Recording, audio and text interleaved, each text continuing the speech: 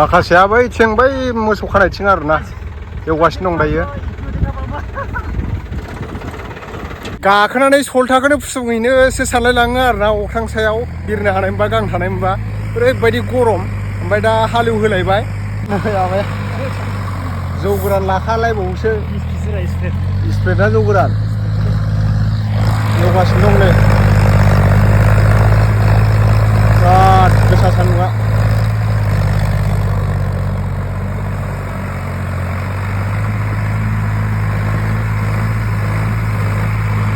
दैयानो गैया बोरै गायगोनथाय अजगरनिफ्राय नै माने फरेनियार बायदि नुयो आरोना मानसिखौ মানে চাই ফৰেনিয়াৰ নিচিনা লাগে কিন্তু অসমৰে হয় অসমৰ হ'লেও আমাৰ ওদালগুৰি ডিষ্ট্ৰিক্ট বিটিআৰ মাছবাৰত হয় ল'ৰাটো এতিয়া কিমান বছৰ হ'ল ইয়াত মানে জিম কৰি থাকাটো এক বছৰ 5 মাহ এক বছৰ 5 মাহতে नै নাইদো নोंथांमोना বডিखौ Oh my god wow এনে সারে কোন মানে পার্টিসিপেট কৰিছে কোন মানে উইনাৰ হৈছে কি কি জায়গা মইতো এজ এ বডি বিল্ডাৰ 2008 ৰ পৰা কম্পিটিশন কৰি আছো তো মই প্ৰথমতে শোণিতপুৰত কৰিছিলো তাৰ পিছত মিস্টাৰ আসাম কৰিলো ইষ্ট ইণ্ডিয়াও কৰিছো মই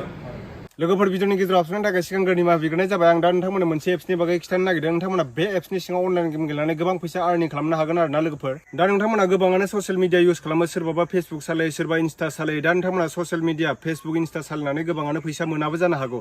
दा नोंथांमोननि थाखाय आङो T20 विन होननाय मोनसे एप्स लाना फैदों बे एप्सनि सिङाव नोंथांमोना अनलाइन गेम गेलेनानै देरहायोब्ला गोबां फैसा आर्निं खालामनो हागोन आरोना दा नोंथांमोना बेवहाय केशबेकबो मोनगोन आरो बेजों लोगोसे भिआइपिबो देरहानो हागोन नोंथांमोना T20 विन एप्सनि सिङाव डेलि इनकाम खालामबाय थानो हागोन बिदिब्ला लोगोफोर मानोथो गोबाव खालामबाय थानो आंनि भिडिअनि डिसक्रिपसनाव लिंक होखानाय दङ आरो कमेन्टआवबो पिन खालामखानाय दङ थाबैनो रेजिस्टार खालामनानै डाउनलड खालामनानै गेलेनानै देरहायोब्ला नोंथांमोना डेलि फैसा आर्निं खालामबाय थानो हागोन आरोना लोगोफोर good evening everyone welcome back to my YouTube channel आप सभी को मेरा यूट्यूब चैनल पे स्वागत करता हूं दोस्तों आं दिनै माने माबायाव थांनो नागिरदों आरोना जिमाव आं दाखालिनो एडमिसन खालामखांखाबाय बेनिफ्राय ओरैनोथ' जोंखौ डाम्बल ना मा होनो बेखौ थिखोनो होथ'वाखै आरोना ओरैनो एक्सारसाइजल'सो खालामहोबाय थादों एसे देहानि थाखाय आङो एसे फिट जानो थाखाय माने जिम लानो नागिरदों आरोना लानो नागिरदों माने एडमिसन लाखाबाय दाखालिनिफ्रायनो थांखागासिनो दंखायो भिडिअ'सो बानायनाय जायाखैमोन आं दिनै माने नोंथांमोननो एसे खिथानो नागिरदों आरो आं माने भिडिअ बानायना खिथागोन आरो नोंथांमोना नायलांबाय थाबानो जाबाय तो आप लोग देखते रहना वीडियो को एंड तक जरा सा भी स्किप मत कीजिएगा दोस्तों अभी मैं जिम जाने के लिए रेडी हो गया उस दिन ही मैं एडमिशन कर दिया था लेकिन वीडियो नहीं बनाया मैंने आज मैं प्रॉपरली वीडियो बनाएंगे क्योंकि आप लोग को दिखाने के लिए कोशिश करेंगे मैं तो मेरे साथ दो दोस्त आएंगे एक है वाड़ी भाई और मिठिंगा भी जाएंगे साथ में तो उस दिन ही 3-4 दिन हो गया मैं 1 तारीख को जिम ज्वाइनिंग किया बट मैंने जिम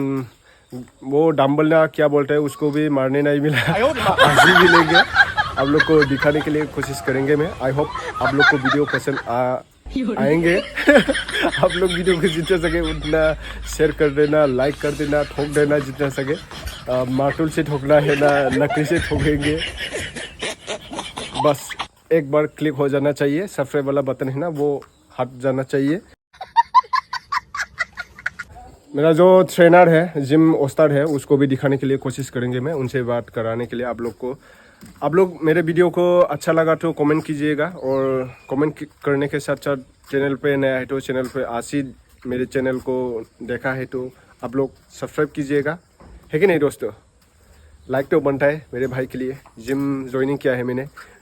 फिट रहने के लिए आं दा हेलमेट सेलमेट लाबाय नङाबा माने चिकिं जाबाय थायो जोंनिया दिनैथ' मंगलबार बाराय हाम्फेया माने फुजा होनो नागिरदों आरोना फुजा सुबाय थायो बिदिनो सानफ्रामबो फुजा होयो फुंनि मोनानि मन्दिराव हाबबाय थानांगौ आरोना जोंहा ओमफ्राय आं थांनोसै दा हेलमेट सेलमेट लाखाजोब्बाय एसे बडि बानायनांगोन ना नङाबा सिख्लाफ्रा गोसथोनाय नङा मैदेर नामा बिराद ट्रेन्डिं जागासिनो थैगोनसो डायलगफ्राथ'